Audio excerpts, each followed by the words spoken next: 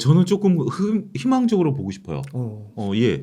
우리가 이제 2023년을 예상할 때 보통 2022년이 워낙 안 좋았었기 때문에 2023년에 대한 전망이 그렇게 썩 밝지는 않았죠. 그런데 2023년에 인공지능과 2차 전지 이런 것들이 이제 나오기 시작하면서 주식시장이 의외로 좋았죠. 그런데 이들을 그러면 계속해서 봐야 되느냐 아니면 다른 쪽들을 봐야 되느냐라고 본다라면 전 둘 다 봐야 된다. 그러니까 그런 우리가 이제 2023년에 좋았던 쪽들도 2024년에 좋을 것이고 2024년에는 2023년에 나름대로 꿈틀댔던 업종들이 좋을 것이다라고 보여져요. 그러면 구체적으로 우리가 12월 전망하고 내년 전망을 좀 나눠서 보죠. 12월 같은 경우는 저는 오히려 주식시장이 현재 수준에 머물러 주기를 바랍니다. 왜요? 그러니까 이제 코스피 기준으로는 2,500선, 코스닥 기준으로는 800선 기준인데 우리가 12월, 10월 달 보면은 주식시장이 뚝 떨어지다가 공매도 금지 이후에 반등했죠. 11월 중순에. 그리고 딱 주가가 머물러 있어요. 자, 여러분들 물리적인 힘을 보게 된다라면 차트가 물리적인 힘이죠. 주가가 뚝 떨어졌다가 뚝 올라왔다가 다시 떨어져야 되는데 딱 공이 여기 멈춰 있는 거죠. 이거는 이 공의 밑에서 받치는 힘이 어떤 거죠? 엄청나게 강한 거죠. 저는 지금 이제 12월 들어서 코스피 코스닥 거래량이 좀 꿈틀대면서 늘어나고 있어요. 지수는 안 올라가는데 지수만 놓고 보면 상당히 답답하다라고 느끼실 수 있겠습니다만 거래량이 조금 꿈틀대고 있어요. 그런 모습들을 보게 된다면 힘은 굉장히 강하죠. 그런데 왜 멈춰야 되느냐라고 보면 1월 효과를 이제는 거론할 때가 됐다.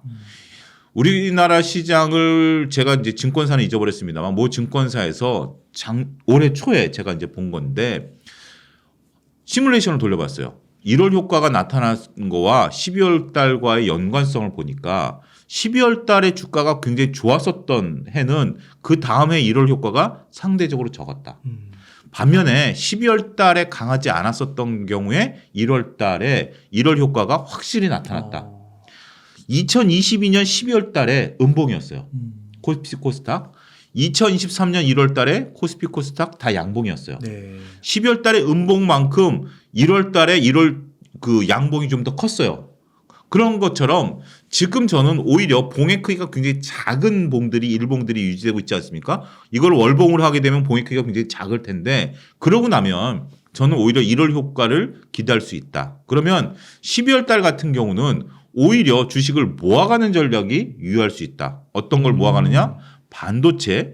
그다음에 이제 여기서 나오는 것이 2024년에 대한 전략이죠. 2024년이 유망하다라고 보여지는 업종들은 지금 모아가도 된다라고 말씀드릴 수가 있겠죠. 어떤 걸 모아가야 되느냐? 반도체 말씀드렸죠. 그다음에 방산. 방산에 대해서 거론하는 증권사들이 많아요.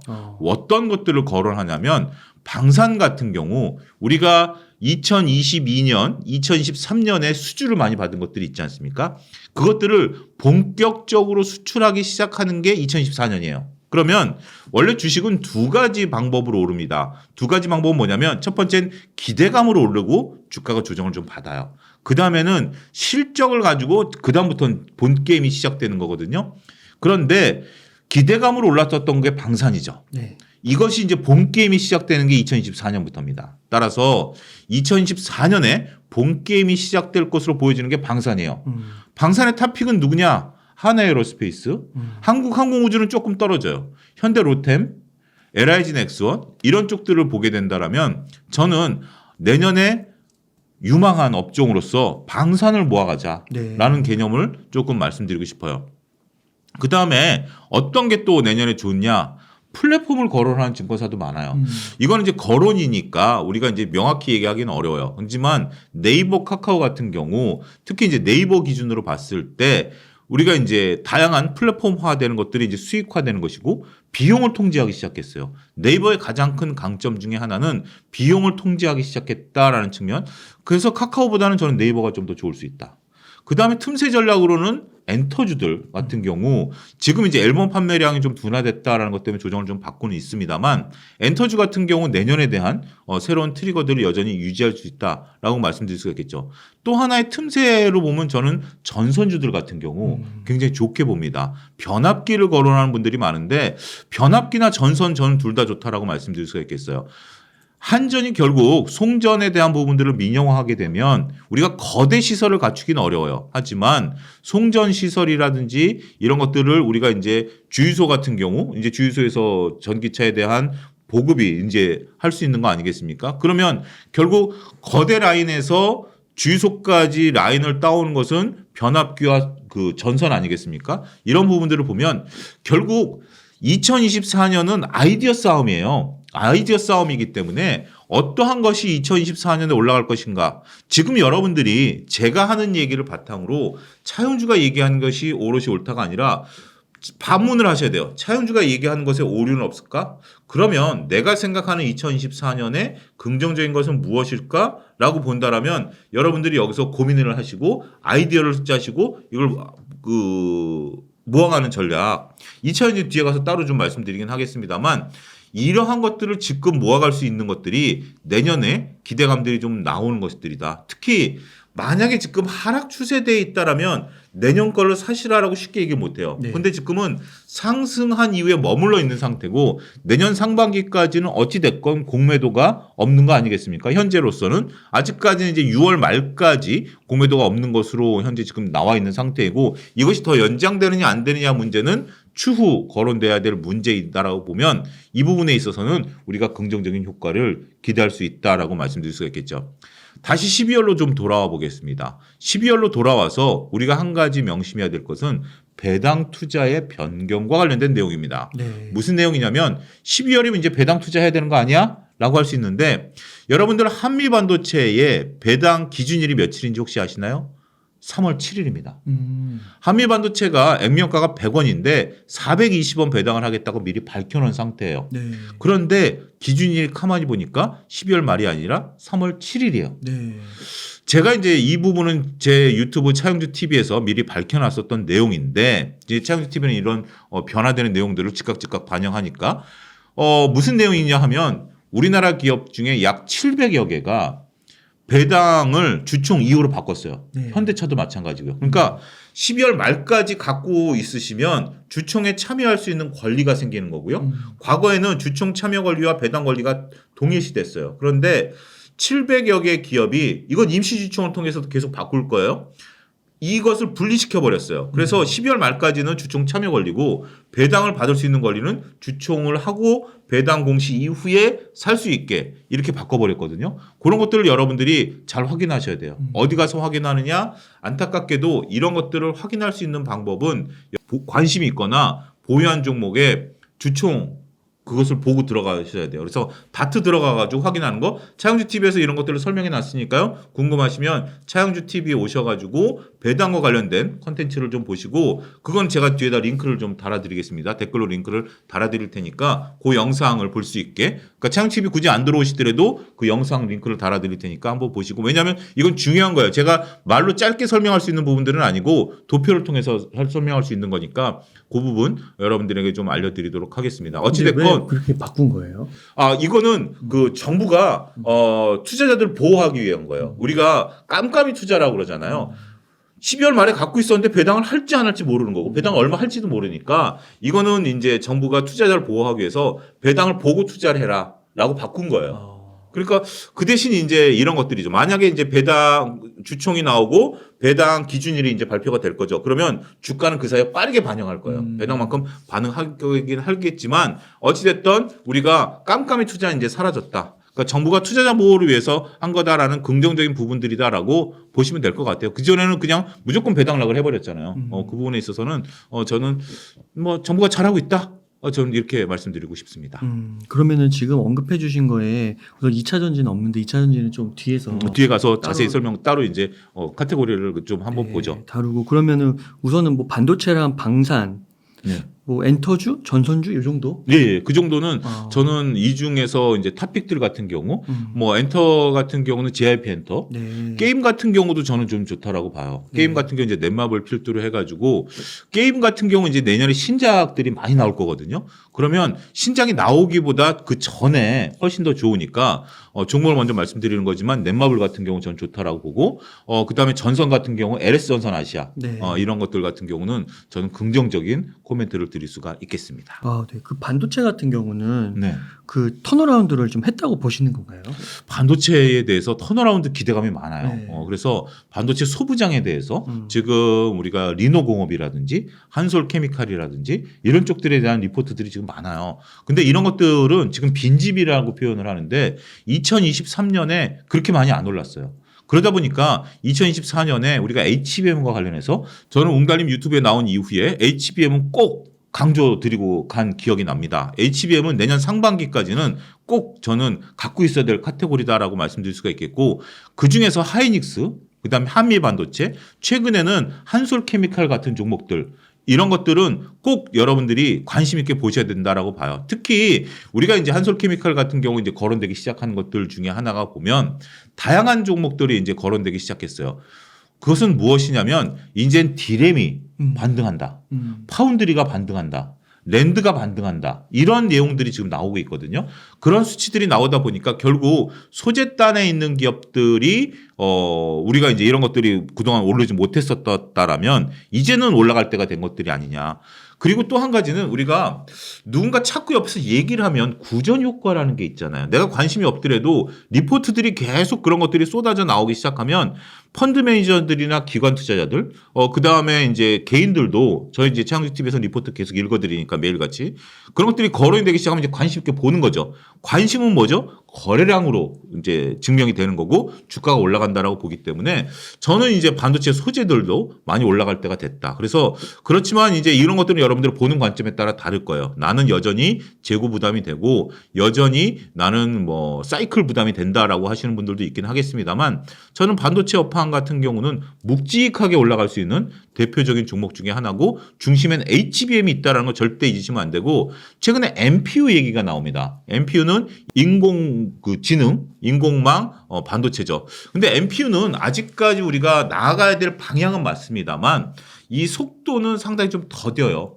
차라리 HBM을 통해서 빠르게 계산하는 게 낫지 이들을 통해서 나타난다라는 것은 거리를 좀 둬야 된다. 그러니까 이 미래는 다가와요. 온디바이스랑 마찬가지로 미래는 다가오지만 지금 온디바이스 같은 경우 우리가 이 안에도 내장이 돼 있는 상태거든요. 이게 새로운 트리거를 이끈다라고 보기에는 저는 아직은 좀 일러요. 그리고 이미 어느 정도는 침투가 돼 있는 상태고 그런데 HBM은 다르죠. 이거는 인공지능은 누구든지 깔아야 되는 상황이기 때문에 온디바이스나 NPU 같은 경우는 미래에 대한 기대감은 있습니다만 이 기대감을 주가에 반영하기보다는 전 여전히 우리가 두 발을 딛고 서 있는 이 땅은 뭐냐? HBM이다. 여기에 저는 주력을 해야 된다. 그러면 뭐 해봐야 된다? 후공정.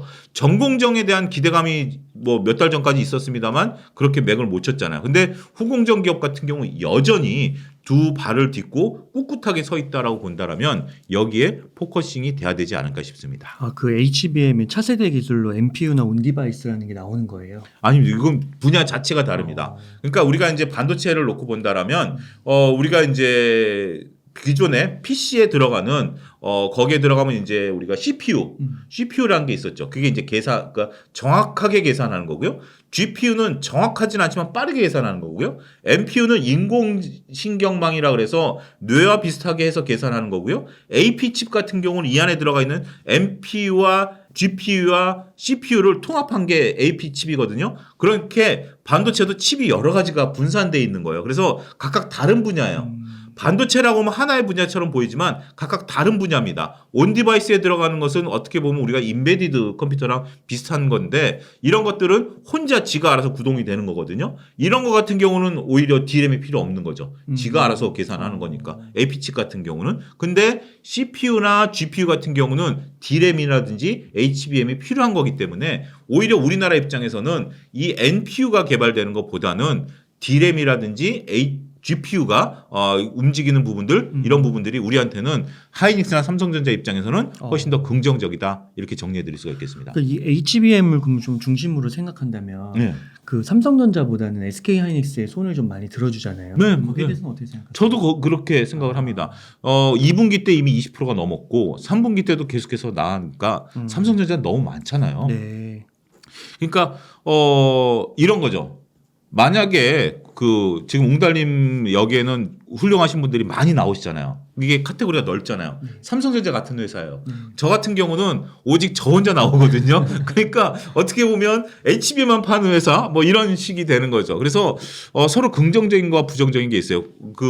삼성전자 이제 더 이상 이제 이런 비유는 아니지만 삼성전자 같은 경우는 우리가 휴대폰도 잘 나가고 반도체도 잘 나가고 가전도 잘 나갈 땐 좋았습니다만 지금 이런 것들이 조금 이제 주춤한 상태이다 보니까 HBM에 집중하려면 역시 하이닉스에 집중해야 되고 하이닉스 양 매출이 높은 쪽에 우리가 지속적으로 관심을 좀 가져야 되지 않을까 이 부분도 좀 말씀드릴 수 있겠습니다. 그러면 이게 HBM이 네. 잘 나간다고 하면요. 네. 엔비디아를 우선 봐야 되잖아요. 그렇죠. 엔비디아가 이제 아무래도 전 세계를 그냥 대장이라 할 수 있으니까. 근데 엔비디아 주가도 되게 많이 올랐잖아요. 그렇습니다. 근데 저는 계속해서 엔비디아뿐만이 아니라 이번에 샘 알트먼이죠. 네. 이번에 샘 알트먼 같은 경우 우리가 이제 새롭게 이쪽과 관련된 칩을 MS와 만든다라고 지금 얘기를 하고 있어요. 네. 그런 부분들이 있는데 저는 그런 것들이 엔비디아 칩을 대체하는 것이 아마 빠르면 내년 하반기 정도에 나올 것이다라고 봐요. 빠르면 늦으면 이제 그보다 더 늦을 수도 있고요. 근데 GPU라는 것을 이런 것들을 만들어낸다라는 것이 그렇게 크게 어려운 것은 아닌 것으로 저는 미루어 짐작을 하는데 문제는 이제 MS라는 확실한 매출처가 있기 때문에 개발 속도가 빠를 수 있죠. 그러면 자 반도체를 조금 더 들어가게 된다라면 GPU는 계산만 합니다. 계산을 하는데 이 계산을 하다 보면 얘가 잊어버려요. 우리가 이제 G는 기억이 3초인 거 아세요? G, 생지. 생지. 네. 생지에서 생지한테 우리가 돌을 던지면 생지가 도망가다가 내가 왜 도망가지? 이렇게 돌아온대요. 네.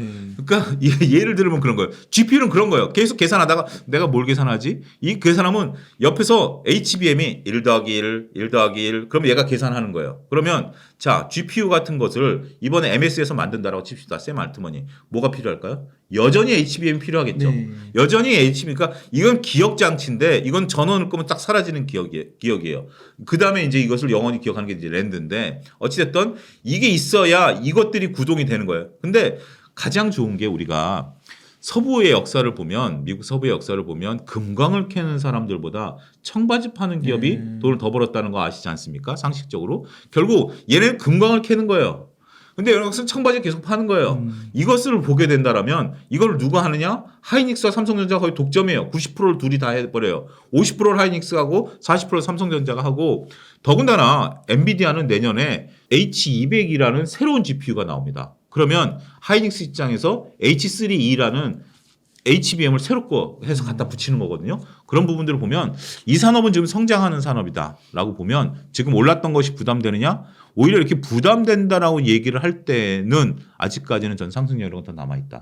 그렇게 말씀드리고 싶어요. 그러니까 엔비디아를 좀 주가를 여쭤보고 싶은데 엔비디아 주가가 퍼로 하면 네. 거의 막 150, 200 이르더라고요. 그렇죠. 근데 내년 포드 P로 보니까 막 20대로 확 떨어지더라고요. 확 떨어지는 거예요. 예. 그러니까 엔비디아가 계속해서 그렇게 되면 이제 주가 상승 여력이 있다는 거잖아요. 그렇습니다. 엄청나게요. 예. 그렇게 보세요. 저도 그 정도는 있다라고 봐요. 근데 오히려 엔비디아를 사는 것보다는 계속 말씀드렸다시피 엔비디아는 이제 MS에 대한 트리거 변화가 나타날 수도 있기 때문에 그 부분보다는 오히려 저는 하이닉스 쪽에 오롯이 투자하는 것이 더 긍정적일 수 있다. 그렇게 말씀드리고 싶어요. 청바지 전략. 청바지 전략. 청바지.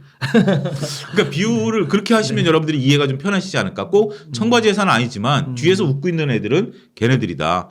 제가 2022년에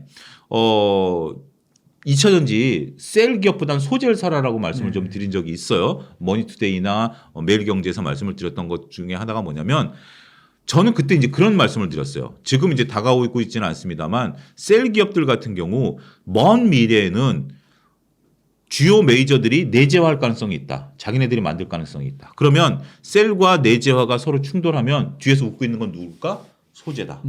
소재를 사라라고 2022년부터 지속적으로 말씀드려 왔었어요.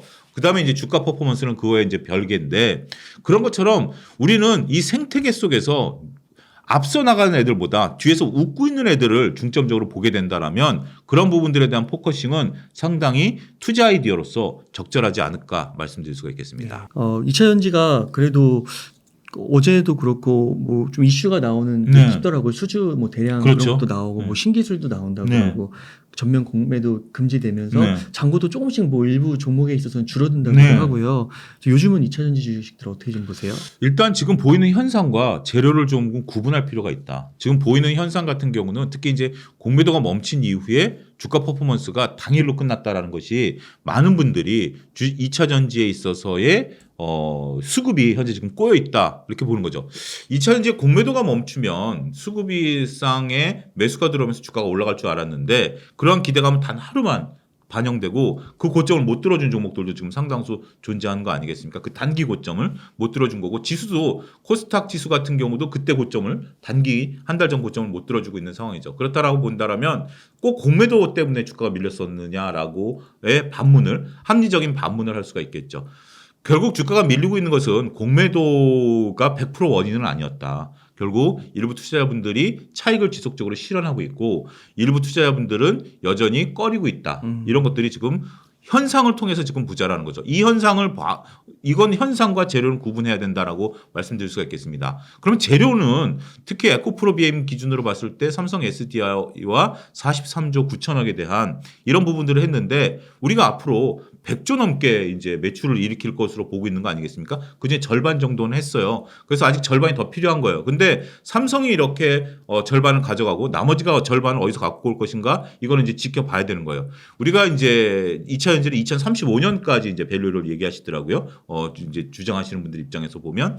그러니까 아직까지 한 10년 더 남았어요. 10년 더 남은 상태에서 이런 것들이 차곡차곡 쌓여가야 되는 건데 이 10년 거를 미리 지금 반영됐다라고 보는 시각도 있는 거 아니겠습니까? 그러니까 그걸 이제 땡겨왔다라고 보는 거죠. 우리가 앞서 엔비디아를 언급할 때 엔비디아를 이제 땡겨온 것처럼 그거를 이제 반영하고 그 먼 미래를 봐라라고 얘기하고 장기적인 투자하라라고 보면 이것은 이제 쌓여가는 단계다라고 봐요. 그래서 제가 앞서 2024년에 2차 전지를 말씀 안 드렸던 게 2차 전지는 만약에 2030년, 35년을 본다라면 서두를 필요는 없는 거죠. 2024년에 2차 전지를 그렇게 서두를 필요는 없다라고 보는 거고 현재 지금 보이는 현상이 많은 분들이 별로 서두르지 않는 것 같아요. 이미 사실 분들은 어느 정도 보유하고 계시고 신규 투자자들이 들어와 줘야 되는데 주식이라는 것은 항상 새로운 물들이 들어와 줘야 되는 거 아니겠습니까? 근데 아직까지 새로운 물줄기가 들어온다라기보다는 특히 그리고 우리가 여름 때와 지금의 차이점을 놓고 본다라면 여름 때는 미묘한 재료만 나와도 주가가 올라갔어요.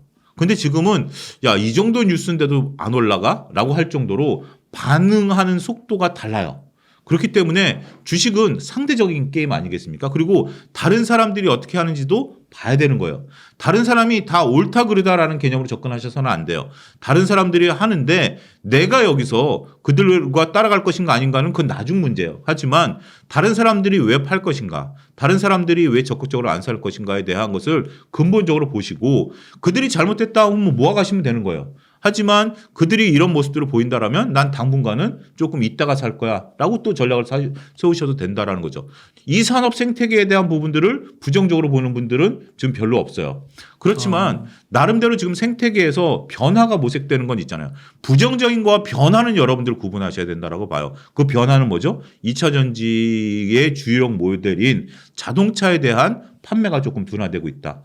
이 전기차 재고가 좀 쌓이고 있다. 그다음에 원가가 좀 떨어지고 있다. 이런 것들은 현상이잖아요. 네. 이게 부정적이다라고 보는 것들도 있을 수 있고 이런 것들을 주가에 반영해야 된다라고 보는 측들도 있고 이건 일시적이다 보는 측들도 있어요. 하지만 우리는 모든 것들을 다 통합적으로 봐야 된다라고 봐요. 그래서 그러한 뉴스들에 굉장히 민감하게 반응하시는 분들도 있거든요. 무시하는 분들도 계시고요. 그렇기 때문에 그러한 내용들이 현재 거론되고 있다라는 것도 2차 전지를 볼 때는 하나의 시각이 다양한 시각이 존재하고 있다. 이렇게 구분하셔야 되지 않을까 말씀드릴 수가 있겠습니다. 그러니까 그 전기차가 전방 산업이니까 그렇죠. 그 전방 산업에서 수요가 당연히 둔화가 되면 네. 소재나 이런 것들은 자연스럽게 둔화가 되는 거잖아요. 일부 기업들 같은 경우 현재 지금 투자를 조금 딜레이 시킨다라든지 아니면 고용을 좀 딜레이 시킨다라든지 이런 뉴스들이 최근에 나왔거든요. 이게 불과 한 일주일 사이에 나온 네. 뉴스들이에요. 그런 것들을 보게 된다라면 기업이 가장 먼저 아는 거죠. 기업이 그렇게 행동하는데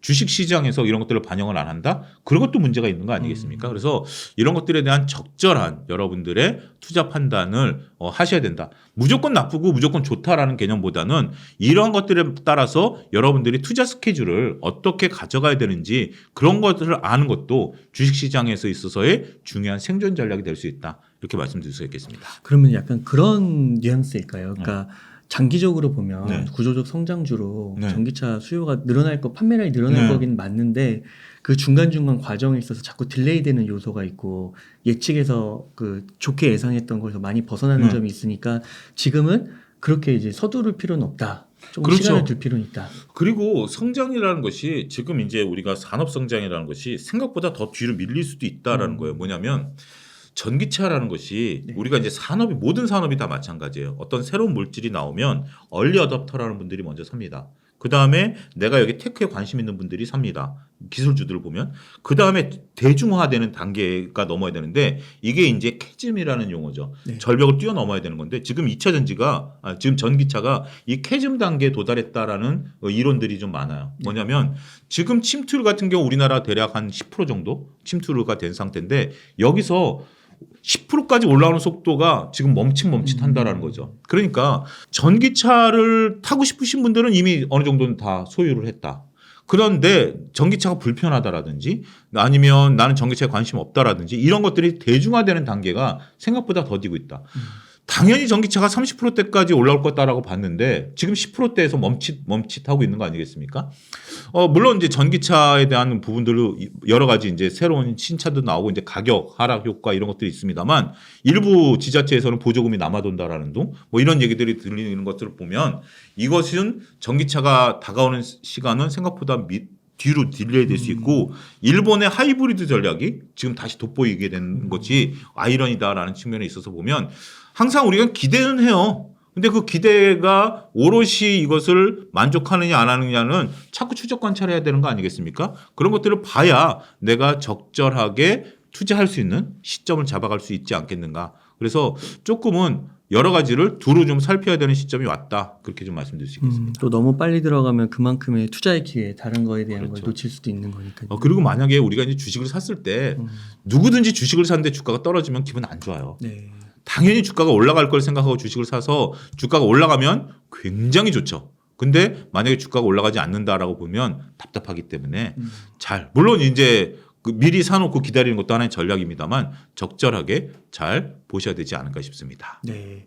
그럼 만약 그 전기차 수요가요 다시 막 증가세로 가고요. 진짜 막 전기차 회사들이 막 제품도 너무 다양해지고 네. 막 경쟁하기 시작하면 그때는 뭐 셀 소재, 뭐 장비 등등해서 어느 걸 사면 좋을 것 같으세요?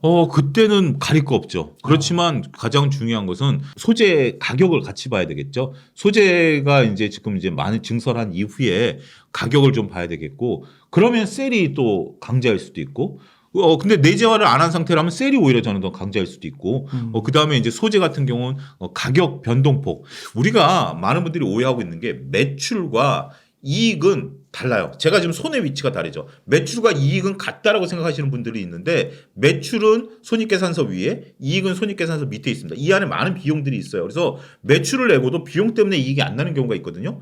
매출 이꼬르 이익이라고 생각하시면 절대 안 됩니다. 이것도 제가 차영주 TV에서 쇼츠를 통해서 말씀을 드렸던 건데 이 손을 항상 기억하세요. 매출과 이익은 위치한 자리가 다르다.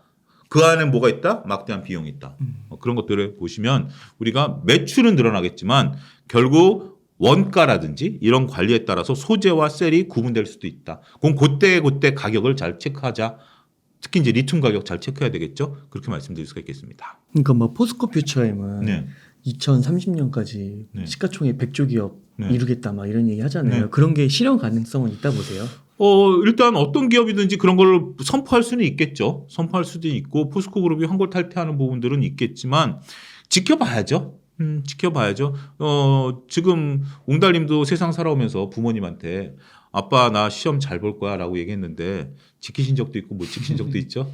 그런 것처럼 결국 세상은 살아봐야 되는 거 아니겠습니까? 네. 내가 의외로 공부를 열심히 할 때도 있고 말은 했지만 상황이 업황이 안 돼서 그런 경우도 있잖아요.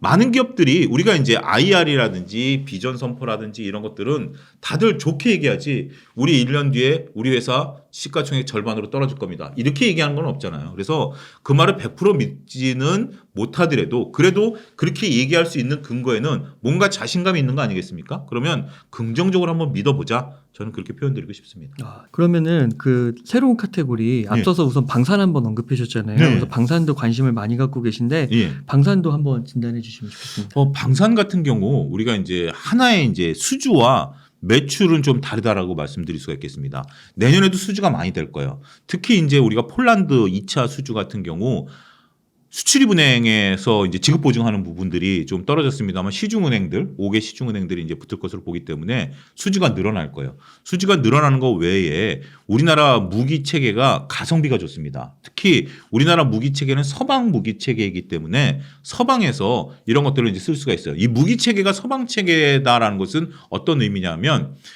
지금 웅달님 군대 있을 때 소총 뭐 쏘셨어요? K2 쓰셨죠? 저는 M16 썼습니다. 네. 저는 이제 후방에 있어가지고 군대 좀 일찍 갔으니까. 근데 K2하고 M16하고 총알이 똑같은 거 아세요? 아 그래요? 총알이 똑같아요. 그러니까 M16이나 K2나 네. 지금 쓰는 신형 좀 더 새로운 걸 애들을 쓰겠죠. 네. 총알이 똑같아요. 왜냐하면 총알이라는 것은 전쟁을 대비해서 막대하게 쌓아놓는 거잖아요. 근데 M16용 총알, K2형 총알, 신형 총알 이렇게 따로 관리하면 이 비용이라든지 재고 관리에 문제가 있잖아요. 그래서 그 대신 이 탄알은 뭐냐면 지금 미군이 쓰는 것은 또 다른 계열일 거잖아요. 거기도 들어가요. 네. 그러니까 옆에서 미군이랑 같이 우리가 훈련을 하면서 총알이 떨어지면 미군 거 받아서 쓰든지 우리가 주든지 할 수 있는 거예요. 네. 이게 이제 서방 무기 체계예요. 구경이 똑같다라는 거죠. 그렇기 때문에 서방 무기 체계를 쓰는 데서는 우리 대포라든지 자주포라든지 아니면 탱크라든지 소총이라든지 이런 수출 트리거들이 많을 거예요. 그런 부분들을 우리가 주의 깊게 보아야 된다. 저는 흥미롭게 보는 게 현대 로템 같은 기업이에요. 현대 로템은 방산에 대한 수주 잔고도 많고요. 그다음에 싱가포르를 필두로 해서 동남아시아 쪽에 지하철 수출을 많이 해요. 네. 이 잔고도 많아요. 그러니까 내수용과 민수용 그다음에 방산 이런 것들이 많기 때문에 이러한 기업들 앞서 이제 탑픽으로 제가 하나에어로스페이스를 말씀드렸는데 하나그룹 항공우주가 그럼 왜 빠지느냐라고 봤을 때 한국 항공우주가 이제 미사일 우주 발사에 있어서 이런 것들을 다 하나로 넘겼어요.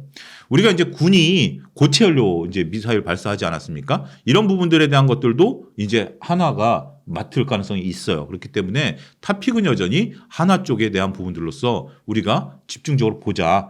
특히 이제 한화그룹 같은 경우는 이제 김승현 회장에서 이제 자식들로 내려오다 보니까 하나오션이라든지 이런 쪽들로 현재 지금 이제 내려오는 부분들까지 겹치게 된다라면 지배구조 승계와 맞물려서 다 같이 긍정적인 코멘트가 가능하지 않을까 말씀드릴 수 있겠습니다. 아, 네. 자동차도 한번 읽으시죠. 자동차는 기대감이 많았었던 섹터 중에 하나예요. 그런데 최근에 기대감 대비해서 판매에 대한 부분들이 좀 많이 줄었어요. 근데 저는 두 가지 트리거가 있다라고 봅니다. 하나는 전기차에 대한 새로운 모멘텀보다는 시장 자체를 넓힌다라는 거예요. 첫 번째 지금 현대차 같은 경우 IR을 했는데 어디서 했냐면 인도네시아에서 했어요. 인도네시아 공장에 새로 설립이 됐는데 2022년부터 연간 15만 대 생산 라인을 지금 가동하기 시작했습니다. 인도네시아 시장 같은 경우 자동차가 약 100만 대 연간 시장인데 그 중에서 10% 정도를 이제 가져오겠다라는 거죠. 동남아 같은 경우 일본 차가 상당히 점이 높습니다. 그런데 브랜드가 노후화되다 보니까 우리 이제 한국 차에 대한 것들, K-팝에 대한 부분들 이래서 이제 많이 팔리고 있는 거죠. 특히 인도네시아는 지정학적으로 보면 바로 옆에 태국, 베트남, 호주까지 다 오를 수 있는 어마어마한 그리고 시장을 형성할 수 있거든요. 그런 것들에 대한 부분들, 그다음에 인도의 소형차 시장, 인도 공장 된다라고 보면 오히려 현대차에 대한 트리거가 저는 좋다라고 봐요. 그러면 현대기아차의 차이점은 뭐냐? 기아차는 전기차 부분에 있어서 앞설 것이고 미국 분야에 있어서는 앞설 것이다. 현대차 같은 경우 인도 공장과 인도네시아 공장이 새롭게 가동이 되면서 오히려 좋을 수 있다. 그래서 조금 더디게 움직일 것 같아요. 어떤 폭발적인 재료라기보다는 꾸준히 모아가는 전략들 이런 것들이 신흥 시장에 대한 부분들 더군다나 이제 현대차 같은 경우 사우디의 이제 네옴시티와 관련해서 CKD 반제품 수출에 대한 MOU를 맺은 거 아니겠습니까? 저는 이 MOU는 신빙성이 있다라고 봐요. 우리가 보통 MOU 같은 경우는 자 언제 만나서 밥이나 한번 먹자라는 정도라지만 이건 구체적인 식사 약속한 것 같아요. 그렇기 때문에 CKD 분야에 있어서는 우리가 그동안 많이 있어요. 러시아는 다 CKD로 우리가 갔었거든요. 그러니까 반조립 상태에서 가니까 부품 공장에 안 따라가도 돼요. 여기서 반조립해서 거기서 완제품이 나오는 거니까 그러면 훨씬 쉽죠. 빠르게 진출할 수 있죠. 더군다나 이제 사우디 같은 경우 네옴시티에 있는 수많은 거주민들이 일자리를 해야 되는 거기 때문에 더군다나 중동 시장에 있어서 사우디 같은 경우 왼쪽 핸들이거든요. 그럼 우리가 더 좋죠. 그러면 왼쪽 핸들을 수출할 수 있는 나라들이 주위에 많으니까 사우디도 우리가 이제 이란이라든지 이라크 쪽으로 중고차를 많이 수출하는 게 일본에서 생산된 중고차가 그쪽으로 못 들어가는 거예요. 왼쪽 핸들이라서.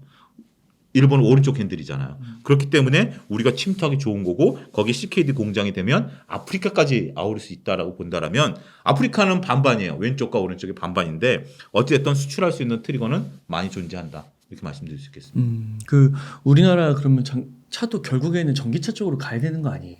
근데 전기차를 만들어내는 거하고 전기차 수요하고는 별개예요. 지금 전기차 같은 경우는 만들어내는 건 많아요. 근데 신형 전기차 같은 경우 돌아다니는 게 별로 그렇게 아이오닉 6 같은 경우 택시 말고 일반 차량을 그렇게 많이 못 봤죠. 네.